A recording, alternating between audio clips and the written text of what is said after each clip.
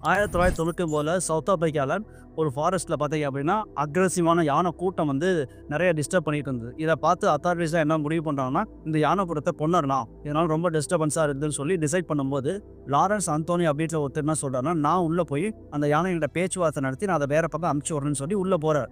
உள்ள போய் இவர் எந்த விதமான அக்ரெசிவான மூவ்மெண்ட்டும் இல்லாம அன்பாவும், காமாவும் செய்கை மூலியமா அந்த யானைகளுக்கு புரிய வச்சு, நீங்க இந்த இடத்துல இருந்தீங்கன்னா உங்கள கொன்றுவாங்க.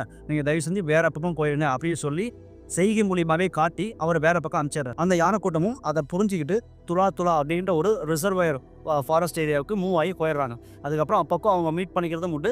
அவங்களுக்குள்ள ஒரு நெருங்கிய பாண்டிங்கும் இருக்கு. இது ஒரு பக்கம் இருக்க. 2012ல அந்தோனி வந்து திடீர்னு ஹார்ட் அட்டாக்ல இறந்துடுறாரு. இந்த விஷயம் யானை கூட்டத்துக்கு யாருமே சொல்லலைனாலும், மொத்த யானை கூட்டமும் இவர் வீட்ட சுத்தி வந்து 2 நாள் டே அண்ட் நைட் நின்னு சத்தத்தின் மூலியமாவும், கண்களின் மூலியமாவும் அவங்களுடைய வருத்தத்த பதிவு பண்ணியிருக்காங்க.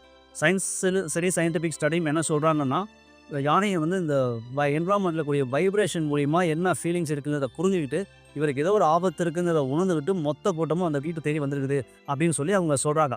பட் இருந்தாலும் ஒரு யானைக்கு இவ்வளோ ஒரு எமோஷனல் பாண்டிங் இருக்குது அப்படிங்கிறத பார்க்கும்போது, சில நேரங்கள்ல மனிதர்களை விட இந்த மாரி விலங்குகளுக்கு பாண்டிங்கும் சரி, லவ்வும் சரி, கிராட்டிட்யூடும் சரி, மனுஷங்கள ரொம்ப அதிகமா இருக்குதோ அப்படின்னு சொல்லி நமக்கு தோண வைக்குது.